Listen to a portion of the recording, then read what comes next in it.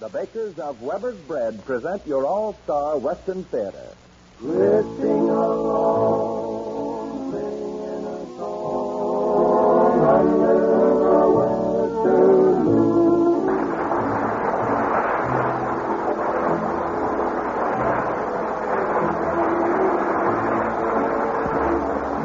From Hollywood comes your all-star Western theater, starring America's great Western singers, Foy Willing and the Riders of the Purple Sage.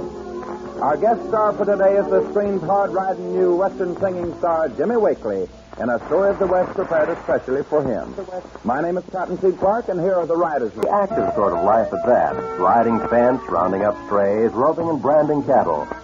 All the miscellaneous chores necessary to keep a big cattle spread functioning called for a lot of energy. No wonder cowpunchers demanded good food and got it.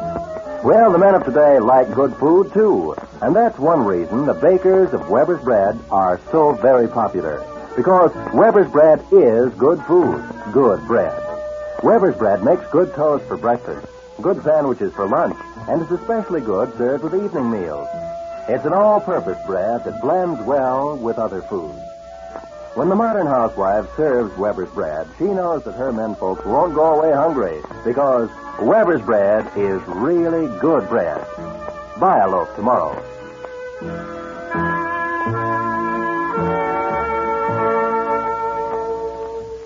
Guest star time today is a special event for us all-star Western theater folks, for it's time to welcome a young fellow that's made a mighty big mark for himself in Western pictures. But the same young fella that we used to play marbles with and spin tops and swipe watermelons and go to prayer meeting with. Friends and neighbors, the screen's great new singing cowboy star, Jimmy Wakely, in a Western musical drama written especially for him entitled Rose of San Antone.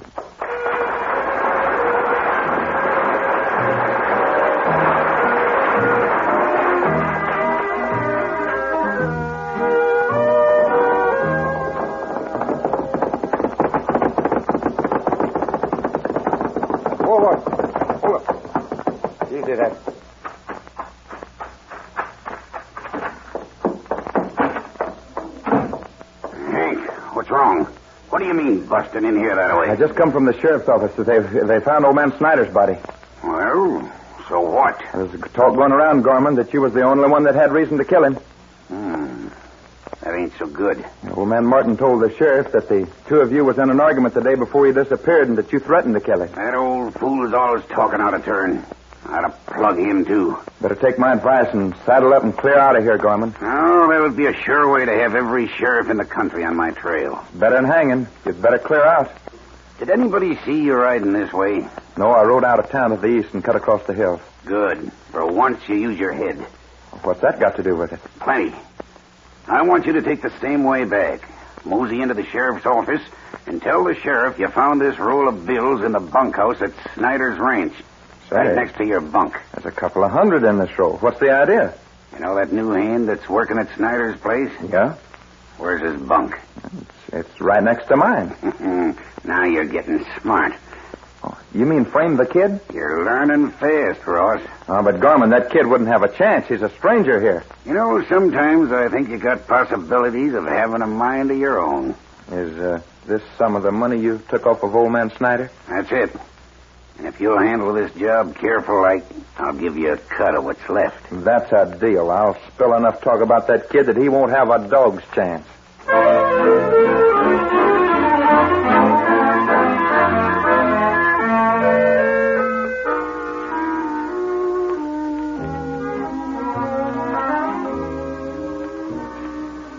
My name is Brennan. Jim Brennan. To most folks, I'm what you'd call a wanderer. I never stay in one place very long. You see, I have to keep on the move. I'm a hunted man, and if the law ever catches up with me, I reckon it'd be the end of the trail for Jim Brennan. If I was really a criminal, I reckon I'd be deserving of all this, but I'm not. I never did know exactly what happened, except that I was framed and charged with killing old man Tom Snyder, owner of the Bar S Ranch at Scottsville, Nevada. Snyder was a mighty big man in state politics, and his brother was a prominent attorney. It was his brother that swore to spend his life avenging Snyder's death. I've been on the go, dodging the law from state to state ever since. That was 10 years ago. I was just a punk 18-year-old kid. I'll never forget the day I escaped and left town with a posse in hot pursuit.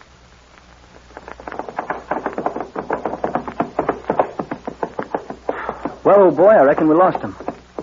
Guess we can take it easy for a while.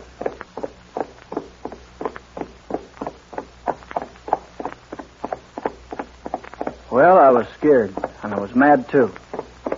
I thought to myself that as long as I had to put a lot of miles between me and Scottsville, that I'd head for Texas. I'd heard a lot about the Lone Star State, and believe me, when I rode into San Antone, I found most everything as I'd pictured it.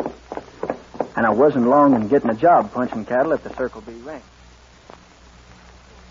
How do you like it here after 2 weeks? Well, Betty, a job's a job, but knowing you has helped a lot. I hope you mean that. In a way, I'd like to. Or it means I'd like for it to mean more, but... But what? But nothing. I'd rather not talk about it. You're about the strangest person I've ever known. You won't talk about yourself, and all we know is that your name is Bob Edwards. I'm not much on talking, Betty. Then I'll change the subject. How would you like to ride into town tonight? And go dancing? No, I'd just like to kind of wander around town. I want to see the Alamo. All right. It'd be fun. But I warn you, the Alamo is a romantic spot. I reckon that's a good chance to take.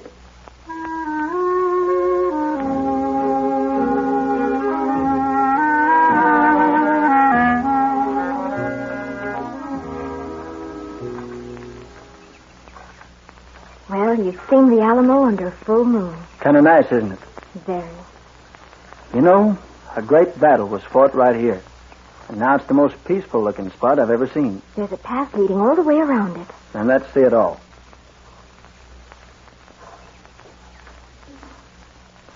I wish you wouldn't talk about leaving San Antone. I wish I wouldn't, too, but I do. All right, go ahead and act strange. Say, look at that. Now, that's for you. It's against the law to pick these flowers. For a rose as pretty as this and a girl as pretty as you, I'd go to jail. Here you are. Jim, Yes? you know, I like you a lot. I wish you didn't, but I'm glad you do. I don't understand you at all. Maybe you'll understand this.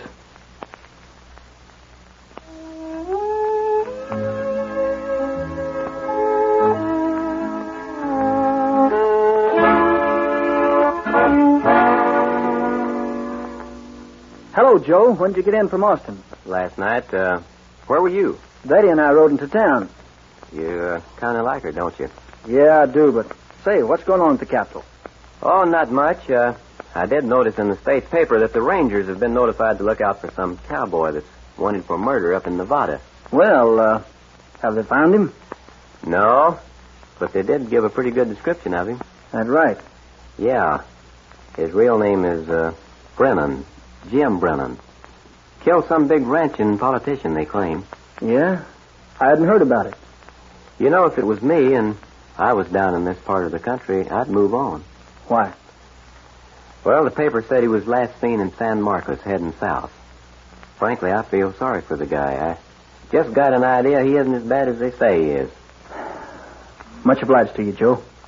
Here's an extra 2 weeks' pay. If you need anything else, Bob, let me know. Joe, I didn't kill that man. I promise you I'm telling you the truth. And I promise you I believe it. Don't say anything about this to Betty, will you? I understand, and good luck to you, Bob. Thanks.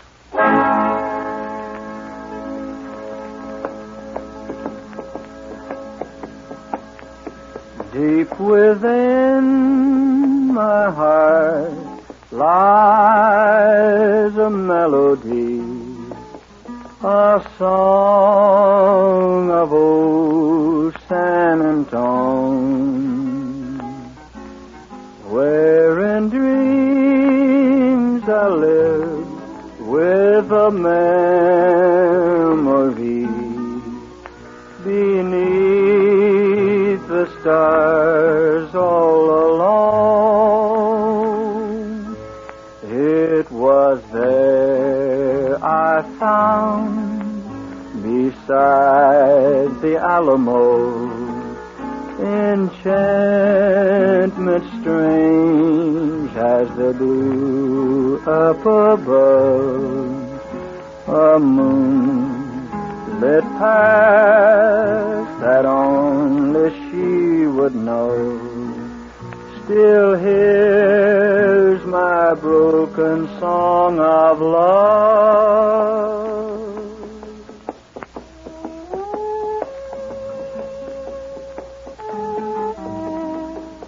Well, I reckon San Antonio was one place I'll never forget, especially her. I turned my old horse west and headed towards the plains country, working my way as I traveled. I'd heard a lot about those West Texas plains, how much bigger the moon was, how brighter the stars. When I rode into Amarillo, it was winter, and I found nothing but cold sands and winds. Yes, sir, that wind seemed like it was blowing 90 miles an hour. There was nothing between me and the North Pole but a barbed wire fence, and it was tore down. But it wasn't long until I was to realize the true beauty of this vast country with the big plains. I'll never forget that one night when I was punching for the Cross X Ranch. A bunch of us were gathered around a big open camp. You know, this is the kind of Texas night that I wish would last forever. Yeah, that's just the feeling I got. You can count me in on that. Reminds me of the night that I put a 45 slug right through old Joaquin Murrieta, the famous bandit. Well, it was about 30 years ago, I reckon, out in California. Thank you. I had spent 3 months trailing old Murrieta. Then one night, just about such a night as this, I rode right up warm around the campfire, just about such a fire as this in here, too.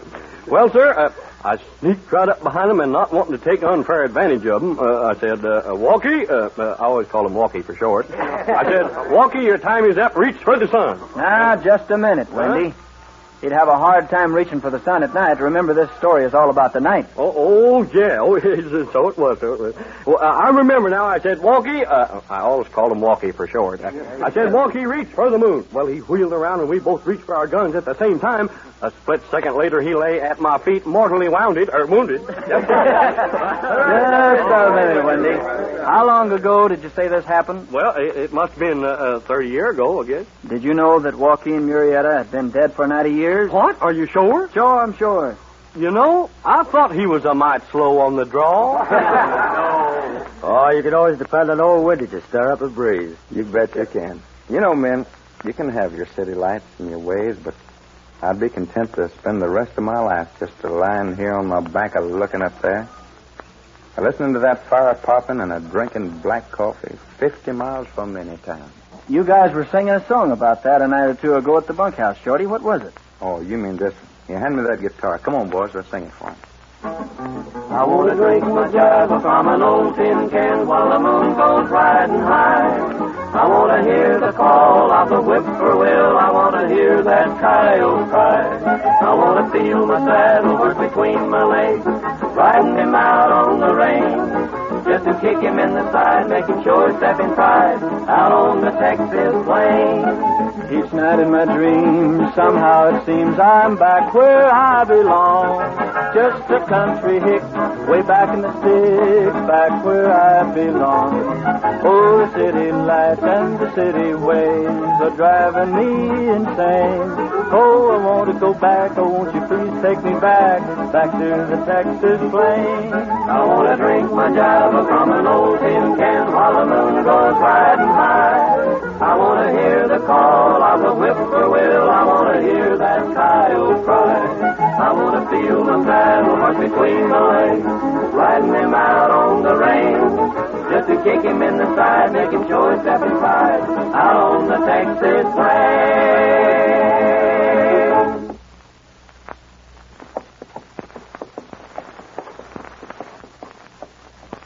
Like most every place else that I got to liking, I had to leave. I just didn't feel comfortable staying long enough for anybody to get to know me too well. So I headed out towards Alpine and the Davis Mountains for the big roundup.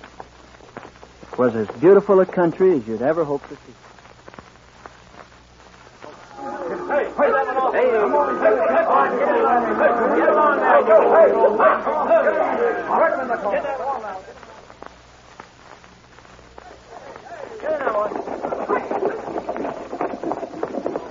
Man, you know, I'm hungry enough to eat a cow, raw. That sagebrush and bloom there looks good enough for me to eat. It may look good enough to eat, but don't go trying any of it. Hey, it's nice you got here in time for the roundup, Barton. I'm glad I was here, too. I was talking to you. Your name is Barton, ain't it? Oh, yeah. I didn't hear you. Yes, well, you know, if this country stayed like this a year round, it'd spoil everybody. It spoiled me already.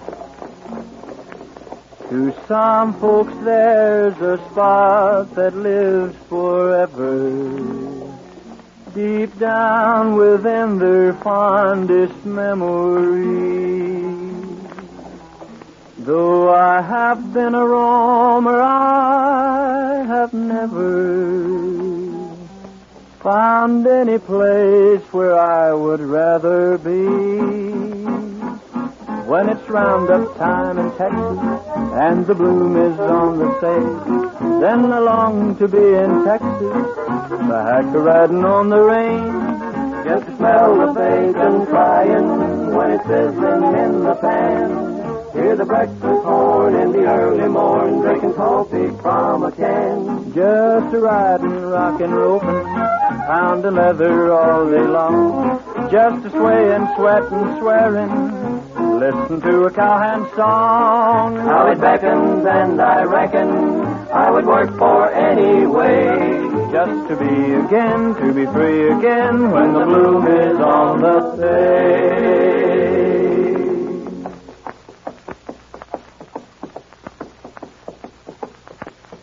Years came and went. At times I thought to give myself up, always wandering somewhere, anywhere. But for some reason I stayed in Texas. I felt safe there.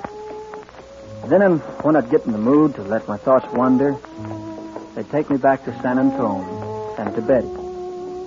Many times I thought I'd chuck it all and go back there and settle down until I was caught. But if she was waiting for me and would have me after I told my story, it still wouldn't be fair to her. Well, 10 years passed and I couldn't carry on any longer, I thought to myself. At least until I got Betty out of my mind.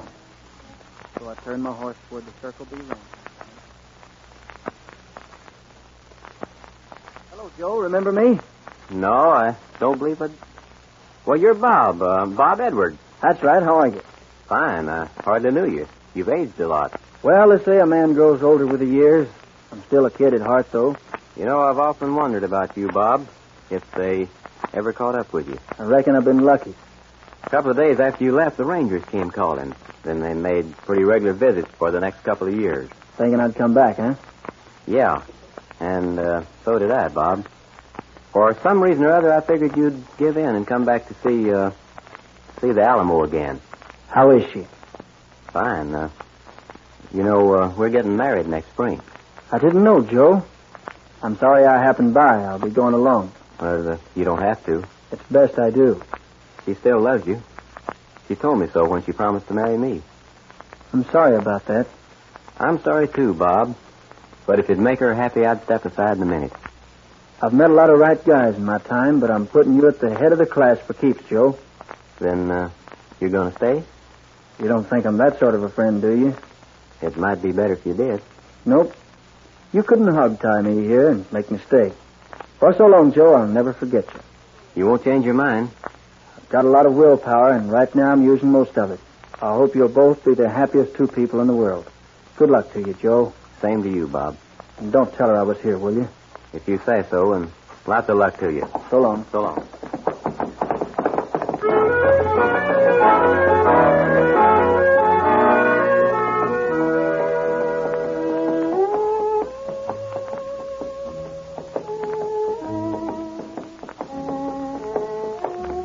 Well, I guess you know how I felt. As I rode away, I thought I'd go into San Antone City and get a few supplies that I needed and put up for the night. I got a room and got myself cleaned up and decided to take a walk out in the fresh air. I reckon that was a mistake, because before I knew it, I was strolling down by the Alamo. I suppose I'm a sentimental cuss, but I figured it wouldn't hurt anything or anybody but me. And soon I found myself right where we had stood that night. A lot of thoughts went through my mind of what could have been. I lived my entire life all over again as I stood there in the moonlight. And suddenly I heard a voice. Betty, why did you come here? Oh, I knew you'd be here. Well, it's nice seeing you. Joe told me. I thought maybe I'd find you here for some reason. Oh, Bob, I've missed you so much. Now, just a minute, Betty. You've got the wrong slant on things. What do you mean? You see, I'm waiting on a girl to meet me here. I've got a date. You couldn't. Not here. Why, sure. You ought to see her. Good looking and a lot of class. How could you do such a thing? Oh, now look, Betty. I hope you're not thinking about that silly meeting you and me had here one night. Oh, no. Oh, no.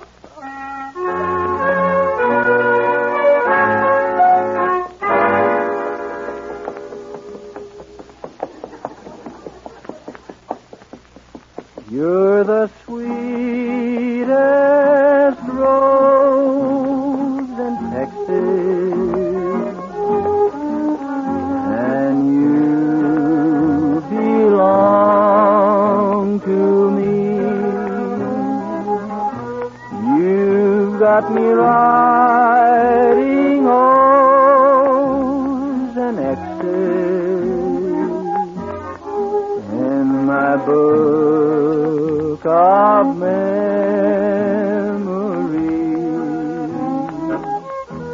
You've heard them sing about the one rose and the rose of San Antone, but they could never paint you in a picture or a song. You're the sweetest rose in Texas, and you belong to me.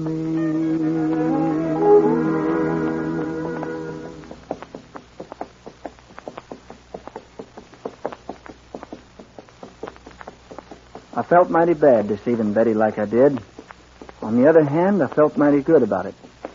Maybe it helped to make for a lot of happiness between Joe and her. Well, they say time heals everything, and believe me, I'm hoping it'll do something for me.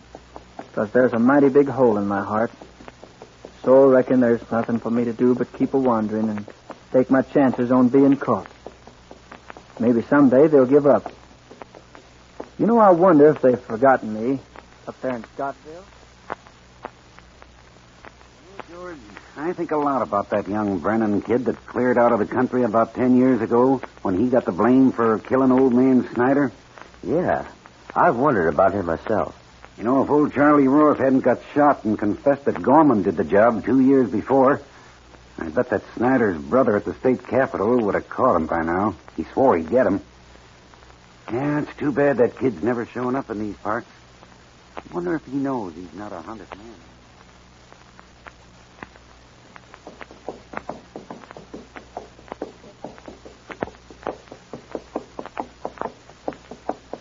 For that moonlit pass by the Alamo, and rose, my rose of San Antone.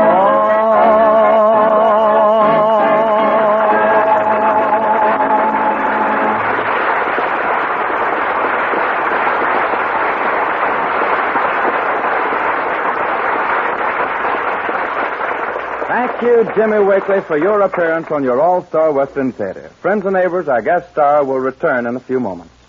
The boss of a cattle outfit had to have a lot of understanding. He was responsible for the herd getting to market in prime condition, and he had to know both human beings and animals pretty well in order to make them work together. He saw that the men took care of their horses and the steers, and he took care of the men. Made certain that their working conditions were just right and that they had plenty of good food. Modern mothers and housewives know the value of good food, too. That's why so many Southern California families use Weber's bread, because today's housewife knows that Weber's bread is well mixed and well baked, that its firm, even texture and delicious flavor add extra enjoyment to every meal. Weber's bread stays fresh longer, too. Buy a loaf of Weber's bread next time you go shopping and see if you too don't agree that Weber's bread is really good bread.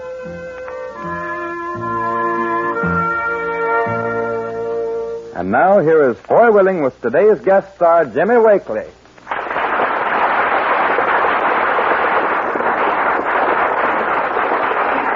Jimmy, since you're among home folks, I reckon there's no need for us to tell you how much we've enjoyed keeping company with you today. Well, it's been good being with all of you, as well as the folks here in the Western Theater audience and on the air.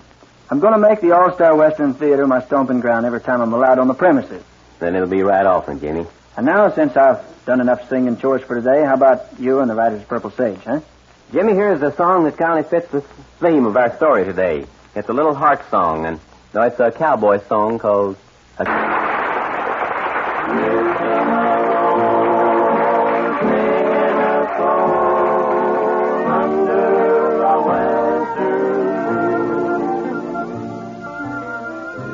From Hollywood, you've heard your all-star Western Theater, a V.M. Bear production starring America's great Western singers Foy Willing and the Riders of the Purple Sage. Our guest star today has been Monogram Pictures' great new singing cowboy Jimmy Wakely, whose next monogram release is Song of the Sierras. My name is Cottonseed Clark. The Riders of the Purple Sage may soon be seen in Republic's all-color Western Out California Way.